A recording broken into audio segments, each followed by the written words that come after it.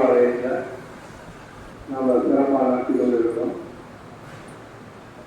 மேலும் இது சிறப்பாக நடத்துவதற்கான இன்னும் ஆயத்தம் வரல.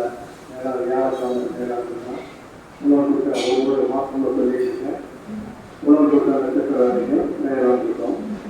இன்னும் சிறிது காலமாக தினமும் அன்னதானம் வாங்குவதற்கும் பூஜைகள் நடத்துவதற்கும் வெளியாக நினைக்கிறேன். ஏன்னா இப்போதான் மக்களுக்கு தெரிந்து சிறிதாக வராங்க. ஆரம்பத்தில் இப்போ ஐயா 11 வருஷம் ஆகுது. ஐயா ஜீவ சமாதாயி இப்போ 9வது ஆண்டு நடக்குது. ஐயா இருக்கும்போதே இந்த ஐயாவுடைய உயிர் மோதையை வைத்து சிறப்பான அன்னதானம் கொடுத்து வருகிறோம்.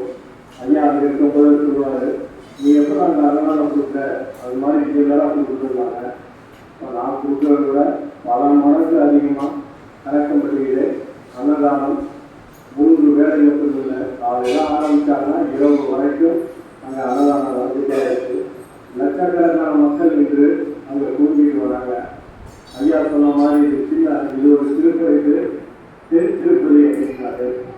திருப்பதியில் அதிகமான கூட்டத்தை ஐயா வரவழைக்கிறார் என்றால் அத்தனை பேருக்கு அவ்வளோ நன்மைகள் செய்து கொண்டிருக்கிறார். எத்தனையோ போட்டுக்கு நோய் நொடியிலிருந்து இழக்கப்பட்டிருக்கு. அவங்க விடுதலை ஆகிட்டாங்க. பல பேர் பண கஷ்டத்திலிருந்து விடுதலை, பல பேர் குடும்பத்தில் பிரிந்தவர்கள் சேர்ந்திருக்காங்க. குழந்தை பிறக்காதவர்களுக்கு குழந்தை பிறந்திருக்கு. நம்ம அழைக்கிறே பார்த்தீங்கன்னா ஒரு 4 குழந்தை பிறந்திருக்கு. அதில் 3 குழந்தைக்கு நான் தான் பேர் வச்சேன். ஒவ்வொரு குழந்தைக்கு கேப் இல்லாமல் எல்லாம் 8 வருஷம் குழந்தை இல்லாமல் 8 வருஷம் கழித்து பிறந்தவர்கள்லாம் இங்கே ஐயா கல்வி குழந்தை பிறந்திருக்கு. அதே மாதிரி கிட்டத்தட்ட ஒரு 5 டாக்டர் ஆகியிருக்காங்க. நீட் எக்ஸாம் இப்போ சமீபத்தில் 3 பேர் டாக்டர் இருக்காங்க. டாக்டரே அவங்களும் டாக்டர் ஆகியிருக்காங்க. இப்படி ஒவ்வொரு அற்புதமாக நடந்துட்டு இருக்கு.